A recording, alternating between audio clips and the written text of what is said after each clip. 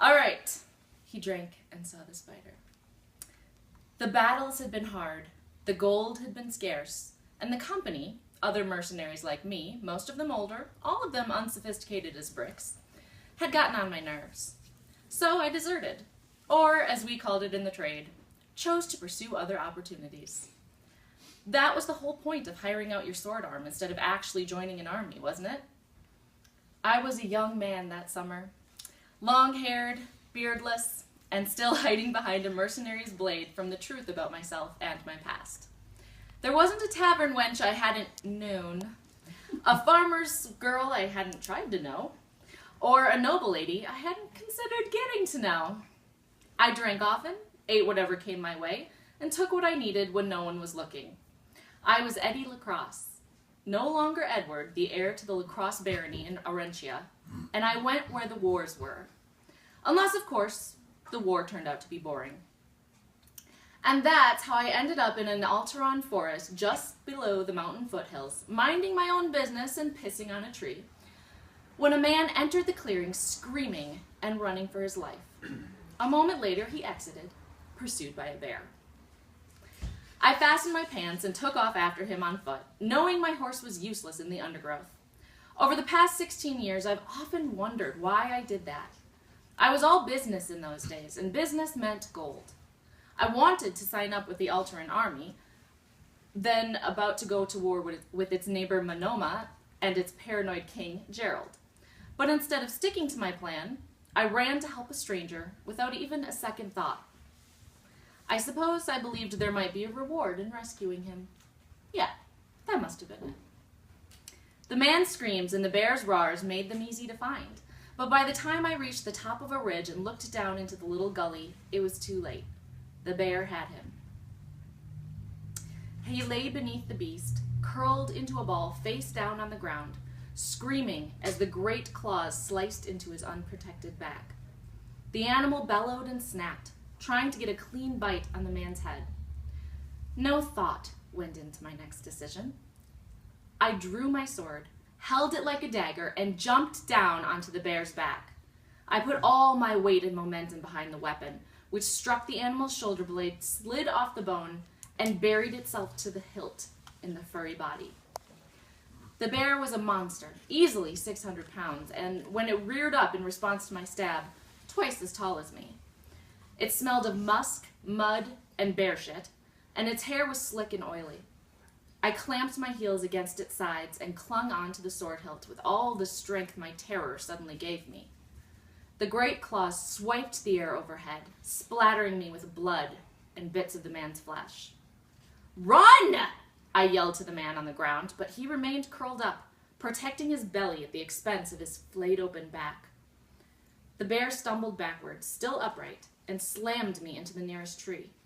600 pounds in motion can do some serious slamming, and my lungs emptied under the pressure. Little flashes sparkled at the edge of my vision. My legs slipped free and flailed in the air.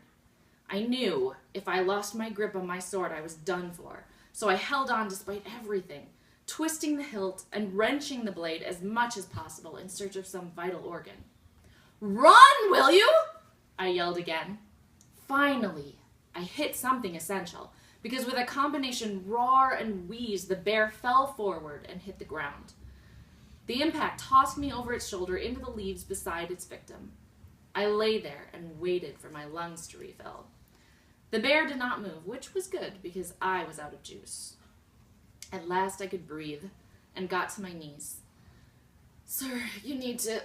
The man I'd failed to save was still alive, his eyes wide and staring, but the bubble of blood between his lips told me he wasn't good for long. I said, "Don't move, you're really hurt." He rolled himself over onto his ragged back. I winced at how much of his insides fell out through wide gaps as he did so. I wasn't squeamish. I'd gutted my share of people. But there was something grotesque about it, and it made my stomach knot. Faster than I would have thought possible in his condition, he grabbed my tunic and slapped the edge of a dagger against my neck. "Take her," he said.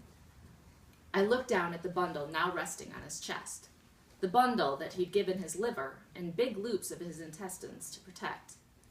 A bundle that was moving. A tiny pink fist emerged. A baby. From inside the bundle came an annoyed, wailing cry. The man's eyes met mine as he finished, "Somewhere safe." I knew I should at least pick up the child from his bloody chest, but I hesitated.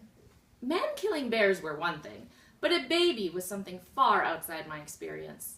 I had no brothers or sisters, and my friends back in Orentia were all my own age. If they had infant siblings, we never had to deal with it. Look, pal, I started. "Take her," he said, half-spoken and half-gurgled. He dropped the knife and tried to hand her to me, but he lacked the strength. "Let's just get you patched up, okay?" I said quickly, knowing it was futile. He shook his head. Now he was bleeding from his nostrils. Overhead, an opportunistic crow announced the man's imminent death to its murder mates. "Please save her, He sucked in a deep breath, and his whole body went rigid from the waves of pain hitting him all at once.